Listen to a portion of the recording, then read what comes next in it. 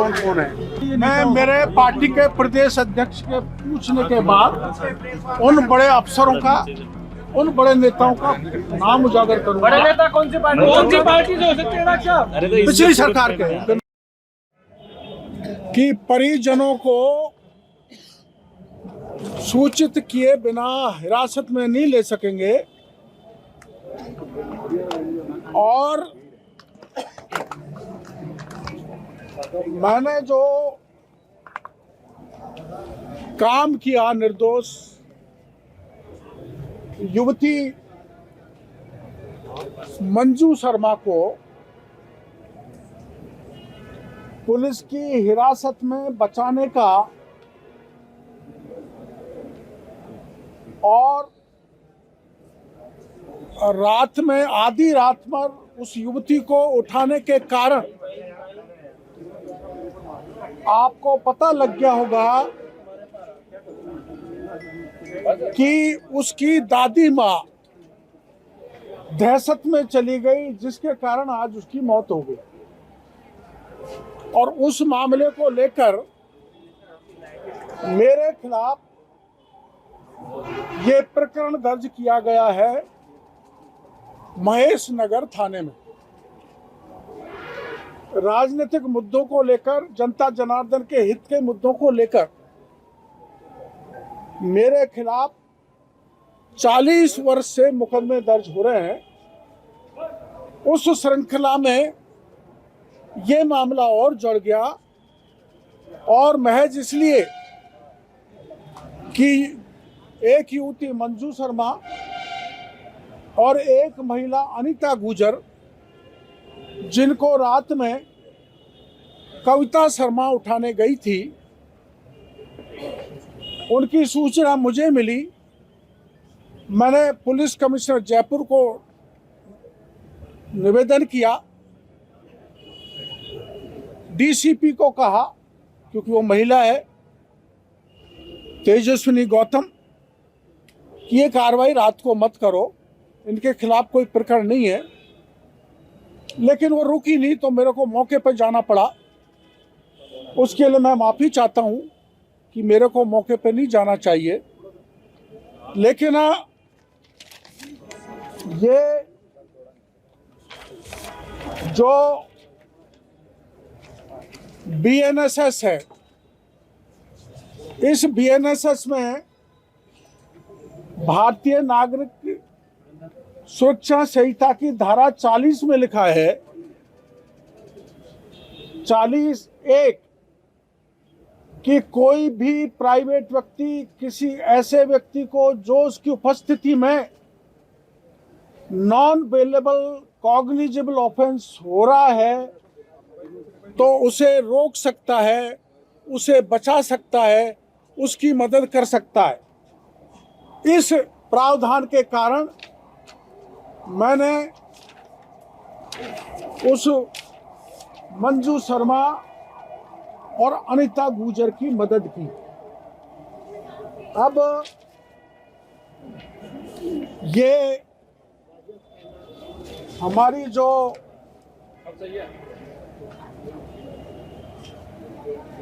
कविता शर्मा है, ये बड़ी असरदार पुलिस अधिकारी हैं और कितनी असरदार हैं इसका खुलासा मैं बाद में करूंगा कि इसकी बाल बाका न तो पिछले राज में हुआ और अब भी उसके खिलाफ कोई कार्रवाई नहीं हुई। इसके खिलाफ एक प्रकरण दर्ज हुआ 2017 में, आपकी जानकारी में होगा, 525 FIR नंबर 525/2017, धारा 420, 467, 468, 471, 120 भी IPC, थाना झोटवाड़ा। एक मुंदड़ा परिवार की महिला थी, 70 साल की, उसने शिकायत की, इसकी जांच हुई, चार्जशीट कोर्ट में पेश होने से पहले डीजी ने रोक दी लेकिन मैं उसके कंटेंट से आपको शॉर्ट में बताना चाहता हूं, ज्यादा लंबा नहीं हो। जो प्लॉट कब्जा किए वो प्लॉट हैं भूखंड 8 व 9, भूखंड 8A 9 के 9A प्लाटों के आवंटन में 15/12/1982 को कविता शर्मा के पति का नाम चंद्रशेखर शर्मा, इसकी बहन पुनीता व्यास के पति का नाम चंद्रशेखर व्यास, तीसरी बहन सुचिता शर्मा के पति का नाम रामनारायण शर्मा अंकित किया हुआ है। जेडीए में नियमन हेतु पत्रावली प्रस्तुत की गई, उसमें कविता शर्मा का जन्म 1978 दर्ज है, अर्थात 1978 दर्ज है। सुचिता शर्मा का जन्म 1/1/2002 को दर्ज है। पुनीता व्यास का जन्म 1980 में दर्ज है, अर्थात 1982 में कविता की उम्र 4 साल की थी। चार्जशीट में है ये। अर्थात कविता शर्मा की 1982 में कविता शर्मा की उम्र 4 साल थी, सुचिता की 9 साल थी, पुनीता की 2 साल थी। ऐसी सूरत में 1982 में उक्त सभी का विवाह संपन्न हो जाना संभव नहीं था। 4 साल की उम्र, एक 2 साल की है, एक 9 साल की है। लेकिन डॉक्यूमेंट में ये लिखा हुआ है ऐसी सूरत में शादी संभव नहीं थी। न्यायालय में इन्होंने जवाब दिया है, कविता ने, कि जवाब में उन्होंने कहा है कि उक्त का बचपन में ही सगाई तय कर दी गई थी। मान लिया जाए 1982 में सगाई हो गई थी 4 साल की उम्र में, तो जब तक पाणिग्रह संस्कार नहीं हो जाता तब तक आप पति का नाम प्रॉपर्टी में लिख नहीं सकते। इसलिए इन तीनों बहनों ने अपने पति के नाम दर्ज करा रखे हैं और चार्जशीट में स्पष्ट लिखा है कि ये बैक डेट में फर्जी आवंटन कविता शर्मा के द्वारा आवंटन पत्र जारी करवाया। एक इससे बड़ी अगली गंभीर बात कि सुचिता शर्मा व मृदुला शर्मा के हस्ताक्षर बड़ी उम्र के लग रहे हैं, 50 साल 35 साल के, जबकि दिनांक 15/12/2022 को 15/12/1982 को पट्टा बनाने के वक्त मृदुला का जन्म ही नहीं हुआ था, वो पेट में थी। सुचिता शर्मा मृदुला शर्मा के हस्ताक्षर गलत है। 15/12/1982 को मृदुला शर्मा जन्म नहीं हुआ, सुचिता की उम्र महज 9 साल की थी, फिर भी हस्ताक्षर कर रखे हैं। इसलिए ये वयस्क के हस्ताक्षर है, बैक डेट में किए हुए हस्ताक्षर। एक, बार बार कविता शर्मा से मूल डॉक्यूमेंट मांगे गए, लेकिन उसने आज तक मूल डॉक्यूमेंट जांच अधिकारी को नहीं दिए गए। तीसरा, कविता शर्मा द्वारा सर्वप्रथम वर्ष 2011 में काफी समय के बाद जेडीए में नियमन हेतु कागज प्रस्तुत किए, जिसको जेडीए ने खारिज कर दिया। मतलब वो कागज गलत थे। इससे स्पष्ट होता है कि इसने खुद ने बैक डेट में फर्जी पट्टे बनाए। एक अत्यंत महत्वपूर्ण बात कि चार्जशीट में लिखा अनुसंधान अधिकारी ने कि श्री जुगल किशोर शर्मा के विरुद्ध ये धारा 420 और कविता शर्मा के विरुद्ध धारा 447 120 भी सपठित धारा 420 467 468 471 आईपीसी के तहत अपराध प्रमाणित है। नॉन बेलेबल ऑफेंस, गिरफ्तार होनी चाहिए। पर पिछली सरकार में, सरकार में कोई फर्क नहीं पड़ता, पिछली सरकार में इन्होंने अपना नाम वापस करवा लिया, नाम लिखवा लिया कविता शर्मा ने, और जो बाकी के लोग मर गए उनका चालान कर दिया था, गलती से रुक गया। यह अत्यंत गंभीर चिंता का विषय है कि थाना अधिकारी कविता शर्मा, जो महेश नगर पुलिस थाने में पदस्थ है, के खिलाफ एफआईआर संख्या 525/2017 पुलिस थाना झोंटवाड़ा में दर्ज की गई थी।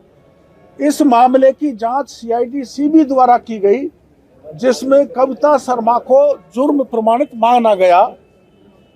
हालांकि ये स्पष्ट है कि उक्त प्रकरण को सीआईडी सीबी के अधिकारियों द्वारा दबाव में बंद कर दिया, जबकि जांच के नतीजे को बदलने के लिए एक बार कोई मुलजिम बन जाता है। 9/7/2020 को कविता के खिलाफ मुकदमा दर्ज हुआ, और पिछले राज्य में, मेरे को तारीख अभी तक मिल नहीं पाई, ये मुकदमा दफ्तर दाखिल कर दिया। तो पुलिस जो है ऐसे किसी का नाम नहीं निकाल सकती। मैं अगर किसी मुकदमे में हूं ना, तो मेरा भी नाम नहीं निकाल सकती, जांच के बाद अगर प्रमाणित हो जाए।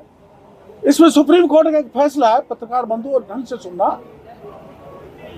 उसमें कहा गया कि जिसमें अनुसंधान कर लिया गया वह रीइन्वेस्टिगेशन या फ्रेश इन्वेस्टिगेशन की श्रेणी में आता है। उसका रीइन्वेस्टिगेशन या फ्रेश इन्वेस्टिगेशन एक न्यायिक दृष्टांत है विनय त्यागी बनाम इरशाद अली के सुप्रीम कोर्ट के फैसले के विरुद्ध है। उसमें कहा गया है कि इस आदेश के अनुसार आगामी अनुसंधान में पिछले अनुसंधान को हटाया नहीं जा सकता। वह तभी हट सकता है जब हाई कोर्ट या सुप्रीम कोर्ट से परमिशन ली जाए। लेकिन दूसरे अनुसंधान अधिकारी जिसने नाम हटाया, हाई कोर्ट या सुप्रीम कोर्ट की परमिशन नहीं ली, ये सुप्रीम कोर्ट का फैसला है, मैं आपको दे दूंगा। फिर इसमें ये कहा है कि उक्त न्यायिक दृष्टांत में स्पष्ट कहा गया है कि किसी भी मामले में पुनः अनुसंधान सिर्फ उच्च न्यायालय या उच्चतम न्यायालय के आदेश के पश्चात ही किया जा सकता है। इंग्लिश में आदेश है, neither the investigating agency nor the magistrate has any power to order or conduct fresh investigation. फिर दूसरा है, इसमें the magistrate has no power to direct reinvestigation or fresh investigation in the case initiated on the basis of the police report. जो police में initially जो reporting हो गया। तीसरा है the power to order or direct reinvestigation or de novo investigation falls in the domain of higher court, that to exceptional cases। तो ये अनुसंधान अधिकारी के खिलाफ इसमें जिसने इसका नाम निकाला है उसके खिलाफ मुकदमा दर्ज होने का मामला बनता है। यह कि इस प्रकार अनुसंधान अधिकारी द्वारा उच्च न्यायालय या उच्चतम न्यायालय से पुनः अनुसंधान हेतु किसी प्रकार की कोई स्वीकृति प्राप्त नहीं की, जो कि माननीय उच्चतम न्यायालय के न्यायिक दृष्टांत की अवमानना है। इसके अतिरिक्त सीआईडी सीबी द्वारा इस मामले को बंद करने की प्रक्रिया और निर्णय भारतीय दंड संहिता की धारा 166A बी के तहत एक संज्ञेय अपराध की श्रेणी में आता है, जो कि गंभीर अपराध है। धारा 160A ये कहता है कि 160A लोक सेवक जो विधि को अधीन निर्देश की अवज्ञा करता है, जो कोई लोक सेवक होते हुए किसी ऐसे रीति को जिससे वो ऐसा अन्वेषण करेगा, नियम विरुद्ध करने वाली विधि के किसी अन्य निर्देश की किसी व्यक्ति पर प्रतिकूल प्रभाव डालने के लिए जानते हुए अवज्ञा करता है, तो उसे 6 माह का कठोर कारावास है उस आईओ को जिसने ये कविता शर्मा का नाम निकालने का कुत्सित प्रयास किया है। मामला बहुत लंबा है और ये FIR है जो मैंने बताई थी 525/2017 थाना झोटवाड़ा। इसमें जो मुस्तकिस है झोटवाड़ा की शकुंतला मूदड़ा, उसकी FIR है और FIR में ये पुलिस ने मिलजुल के एक बहुत बड़े असर में आकर इसके खिलाफ कार्रवाई नहीं की। अब इसके खिलाफ 2 जांच और हैं। DCP पश्चिम की दूसरी जांच, पहली जांच की तरह DCP पश्चिम ने DCP पश्चिम ने 18/1/2024 को पुलिस आयुक्त को पत्र लिखा है। इसने FIR दर्ज नहीं करने, स्नैचिंग में कार्रवाई नहीं करने, लोगों को दुर्व्यवहार करने और थाना चित्रकूट पर एक उदाहरण दूंगा, 10 पॉइंट पर एक दूंगा क्योंकि मामला लंबा हो जाएगा। थाना चित्रकूट पर ध्यान से सुनना, श्री मुकेश पारीक, शासन उप सचिव गृह सुरक्षा एवं कानून व्यवस्था, राजस्थान सरकार, जयपुर द्वारा स्वयं के निवास मकान number E/2/238 Chitrakoot scheme Jaipur में सामान चोरी होने की रिपोर्ट थानाधिकारी कविता को दिनांक 24/12/2023 को थाने पे प्रस्तुत की थी। डिप्टी सेक्रेटरी होम ने मजबूर में संज्ञेय अपराध का मामला बनता है, परंतु थाना अधिकारी श्रीमती कविता शर्मा ने वो मुकदमा भी दर्ज नहीं किया। डिप्टी सेक्रेटरी होम, ऐसे 10 मामले हैं। इसके आधार पर एक रिपोर्ट DCP ने कमिश्नर को दी जिसमें उन्होंने कहा है कि आरोपों की गंभीरता एवं लंबित प्राथमिक जांचों को दृष्टिगत रखते हुए श्रीमती कविता शर्मा पत्नी श्री चंद्रशेखर शर्मा, पुलिस निरीक्षक थाना अधिकारी पुलिस थाना चित्रकूट जयपुर पश्चिम को निलंबित कर इनका मुख्यालय जयपुर आयुक्तालय से बाहर करने की अनुशंसा की जाती है। ये कब का है? 18/1/2024 DCP पश्चिम का पत्र है और दोबारा वही DCP लिखते हैं 22/1/2024 को कमिश्नर के लिए श्रीमती कविता शर्मा थानाधिकारी पुलिस थाना चित्रकूट जयपुर को अविलंब स्थानांतरण करके अन्यत्र नॉन फील्ड में पदस्थापन करने के लिए। इसमें 10 प्रकरण है। मामला चैन स्नैचिंग का है, फिर चैन स्नैचिंग का है, फिर बदमाशों का प्राण घातक हमला करने का है। किसी के खिलाफ मुकदमा दर्ज नहीं किया तो उपायुक्त ने अंकित किया है कि थानाधिकारी द्वारा अवकाश का उपयुक्त कारण अंकित करना पुलिस बल की टीम भावना के विपरीत है।